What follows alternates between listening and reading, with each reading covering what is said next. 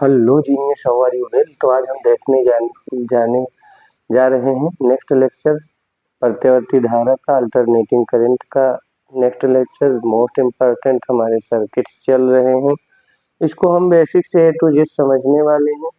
तो आज हमारा है पांचवा टॉपिक इसका, सीआर परिपथ यानी सीआर सर्किट्स क्या होता है। जब कोई प्रत्यावर्ती धारा परिपथ में हम एक कैपेसिटेंस जिसकी धारिता C है और एक रेजिस्टेंस जिसका मान R है, श्रेणी क्रम में जोड़कर प्रत्यावर्ती धारा सोर्स से जोड़ते हैं तो उसकी जो प्रतिबाधा है, उसका जो कोण है और उसका जो मान है, सारी चीज इम्पीडेंस और फेजर एंगल, ये सारी चीजें फेजर डायग्राम क्या होता है बेसिक से ए टू जेड समझने वाले हैं। तो जब हमारे पास एक कैपेसिटेंस लगा है और एक प्रतिरोध लगा है, कैपेसिटेंस कैपिटल C और प्रतिरोध कैपिटल R को श्रेणी क्रम में जोड़कर किसी प्रत्यावर्ती धारा स्रोत B बराबर B not sine omega C, B not sine omega T से जोड़ते हैं। ये प्रत्यावर्ती धारा स्रोत है B बराबर B not sine omega T। तो इस केस में मान लेते हैं कि जो संधारित्र के सिरों के बीच विभवांतर BC है और प्रतिरोध के सिरों के बीच विभवांतर BR है, ये हम लोग मान लेते हैं।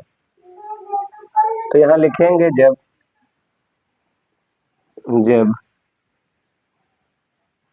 किसी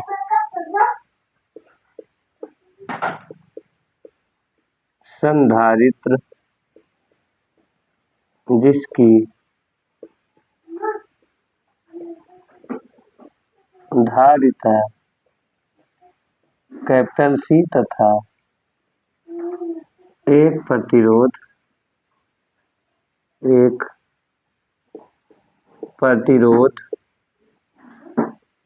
जिसका मान कैपिटल R है, श्रेणी क्रम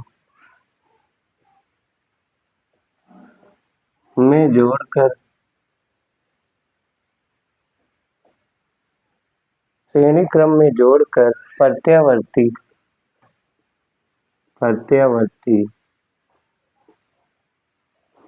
धारा स्रोत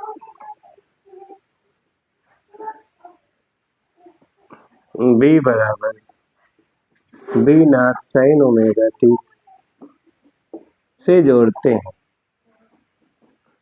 तो हम जानते हैं कि जो प्रत्यावर्ती धारा होती है, प्रत्यावर्ती धारा जब केवल संधारित्र लगा था तो उसका जो वोल्टेज था और जो प्रत्यावर्ती धारा का वोल्टेज था, तो वहां पर हमारा जो है प्रत्यावर्ती फेजर डायग्राम में जो हमने पढ़ा था कि जो हमारा जब के परिपथ में केवल एक C लगा हो, एक्स अक्ष पर हम मान लेते हैं कि धारा है, तो हमारा जो प्रत्यावर्ती वोल्टेज था वो धारा से 90 डिग्री पक्षगामी था। ध्यान करिए, 90 डिग्री पक्षगामी था। यहाँ मान लेते हैं BR है, क्योंकि BR और BC दोनों एक ही फेज में होते हैं। किसी भी परिपथ में जब हम केवल प्रतिरोध लगाते हैं तो धारा और वोल्टेज के बीच में कोई फेज डिफरेंस नहीं होता है, ये सबसे पहले हमने देखा था। तो यहाँ जब हम पहले लोग्राम लगाएंगे और इसको हम सम करेंगे तो ये हमारा एंगल आएगा फाई, ये इतना BC है हमारा, तो ये भी इतना BC हो जाएगा।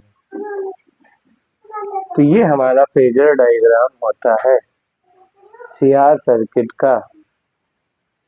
अब यहाँ के लिए अगर हम इसका परिणामी वोल्टेज V मान लें तो V को निकालने का तरीका ये है कि हम लोग B बराबर या B का स्क्वायर बराबर BR का स्क्वायर प्लस BC का स्क्वायर, आप देख ही रहे हो, कर्ण का स्क्वायर बराबर लंब का स्क्वायर प्लस आधार का स्क्वायर। तो यहाँ से B बराबर हमारा हो जाएगा, अंडर रूल लग जाएगा, तो BR square plus BC square. Be know that हम जानते हैं, BR बराबर I इंटू R और BC बराबर I इंटू XC। XC क्या है? धात्रीय प्रतिघात है। तो हमारा जो है यहाँ से निकल मान रखेंगे तो हमारा हो जाएगा I square R square plus I square XC square XC square. तो यहाँ से आप लोग I स्क्वायर का बाहर लोगे तो I बाहर आएगा क्योंकि स्क्वायर रूट लगा है, बचेगा R square plus XC square, ये और ये है B। बोथ साइड I से भाग कर दो तो ये B बाई I हो गया। इस B बाई I को हम कहते हैं CR परिपथ की प्रतिबाधा, CR परिपथ की प्रतिबाधा। इसे चाहे XC square plus R square लिख लो, क्योंकि जो जोड़ होता है उसमें आगे पीछे कुछ नहीं होता, उसमें आपका कैसे भी लिखा जा सकता है। तो ये हो गया हमारा फार्मूला। Z क्या है? CR परिपथ की प्रतिबाधा है, CR परिपथ की प्रतिबाधा है। tan थीटा अगर निकालना है फेजर डायग्राम से देख लो, तो tan थीटा कालांतर अगर हम निकाले तो कालांतर का फार्मूला हमारा आ जाएगा लंब बटे आधार, यानी BC बटे लंब। ये इधर से देखो तो सामने वाला लंब और आधार भी BR है। BC का मान I इंटू XC अभी हमने ये देखा है, और BR का मान I इंटू R। तो हमारा I से I कट जाएगा, ये I से I कट जाएगा, बहुत ज्यादा। तो ये I से I काट दो, तो फाइनल फार्मूला हमारा आएगा tan फाई बराबर XC अपान R, या XC का मान रख सकते हो 1 ओमेगा C, तो ओमेगा C R।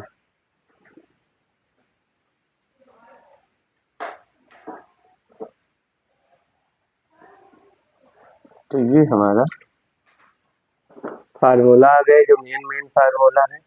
यहाँ पर एक नोट पॉइंट ये है कि जो हमारी वोल्टेज होती है प्रत्यावर्ती धारा से 90 डिग्री पक्षगामी होती है, यानी संधारित्र के सिरों के बीच उत्पन्न विभवांतर जो होता है वो 90 डिग्री पीछे होता है धारा से, या उल्टा भी कह सकते हो, प्रत्यावर्ती धारा 90 डिग्री आगे होती है प्रत्यावर्ती वोल्टेज की। तो ये हमारे दोनों मोस्ट इम्पॉर्टेंट फार्मूला है। ये बेसिक है, बिल्कुल आसान था, फेजर डायग्राम है आपके पास। ये आप इजीली निकाल सकते हो। तो आशा करते हैं वीडियो बहुत कायदे से आप समझ गए होंगे और इसमें जो है कैसे कैलकुलेशन हुआ है सारी बातें आपको समझ में आ गई होंगी। और फिर मिलते हैं किसी नेक्स्ट लेक्चर में। तो थैंक्स फॉर वाचिंग, फिर मिलेंगे।